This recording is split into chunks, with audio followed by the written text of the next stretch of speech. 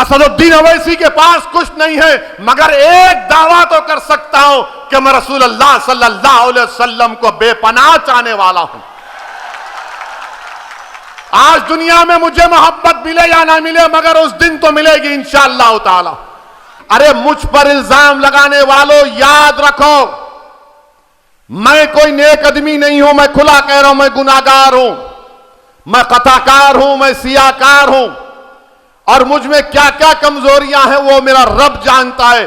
مگر اسد الدین اویسی کو جب میں 3 احادیث بار بار پڑھتا ہوں اللہ کے رسول صلی اللہ علیہ وسلم کی، تو مجھے ایک امید نظر آتی ہے۔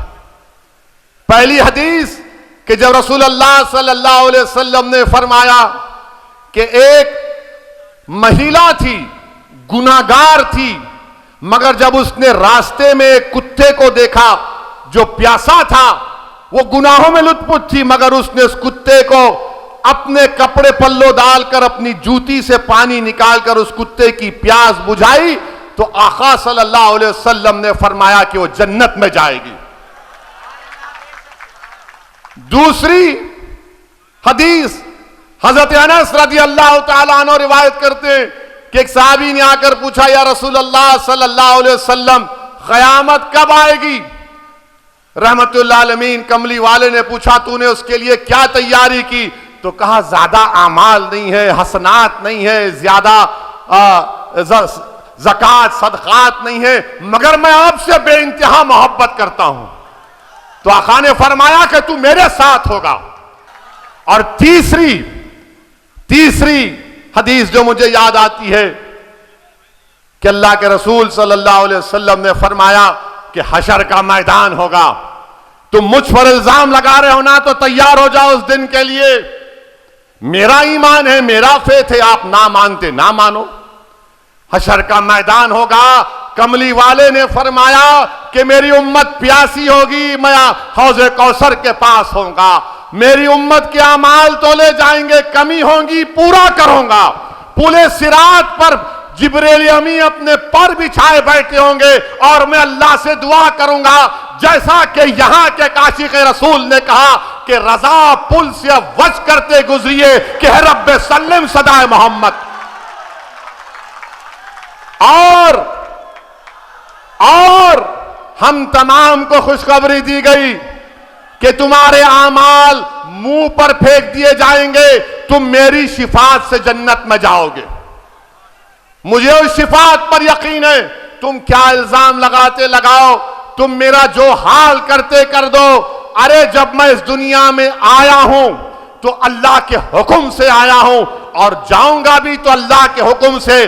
کسی ظالم کی حرکت سے اگر میری بقا نہیں ہے تو یقیناً بقا نہیں ہے، مگر اس ظالم کی حرکت کی وجہ سے نہیں، بلکہ رب کریم نے ہم تمام کا ایک وقت متعین کر دیا ہے، ایک تمام وقت متعین کر دیا ہے، اور ہم پر الزام لگاتے ہیں۔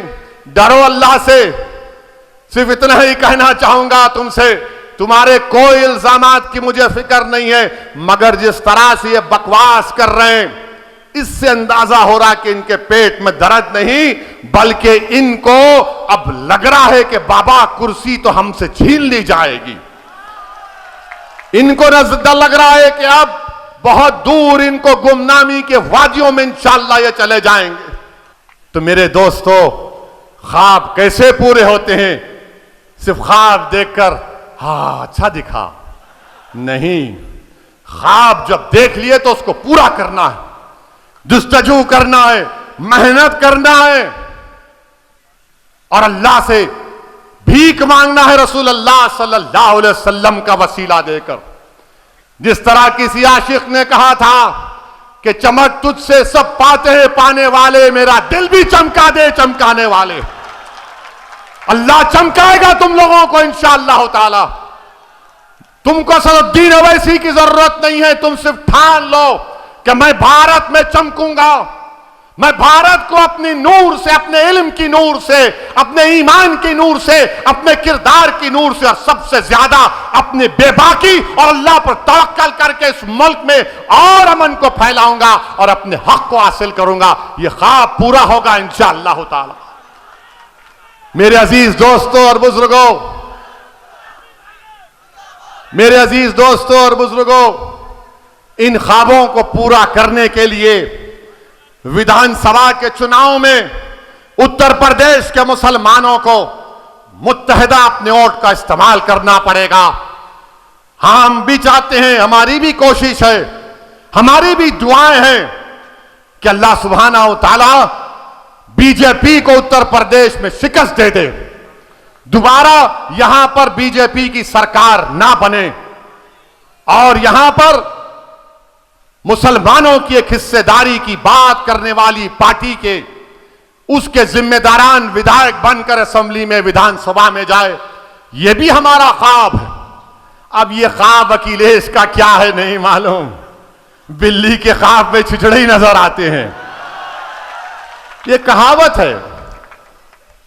है, उनके ऊपर नहीं बोल रहे हैं।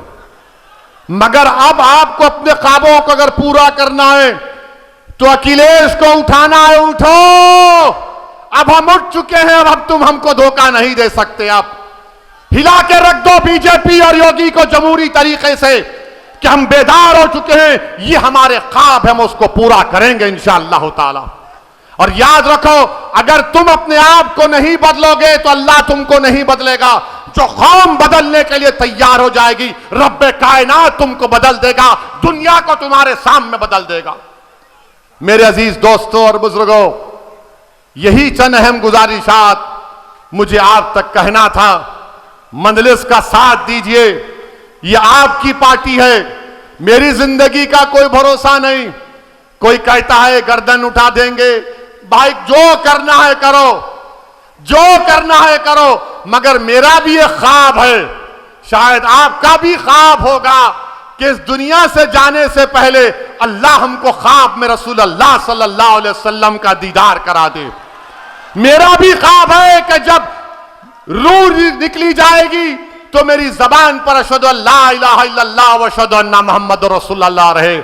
माइनॉरिटीज को, अक़लियतों को ये बात आज समझने की जरूरत है कि जब तक आप सियासी तौर पर मुतहरिक नहीं होंगे, जब तक आप अपनी एक सियासी अहमियत को और अपने वोट की अहमियत को अगर आपको बरकरार रखना है, क्योंकि आज उत्तर प्रदेश हो या भारत के बहुत से प्रदेश या रियासतें हों, वहां पर भारत की सबसे बड़ी अक़लियत मुसलमान है, उसके बाद हमारे ईसाई भाई हैं, सिख भाई हैं, जैन भाई हैं।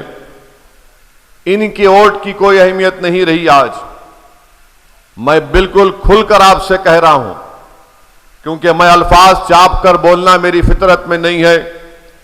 मैं खरी खरी और सच्चाई को बयान करना ये मेरा मकसद रहा है, और इसीलिए जब मैं इन तल्ख और सच्चाई भरे जुमलों को अदा करता हूं तो बहुत से लोगों को पेट में दर्द शुरू हो जाता है।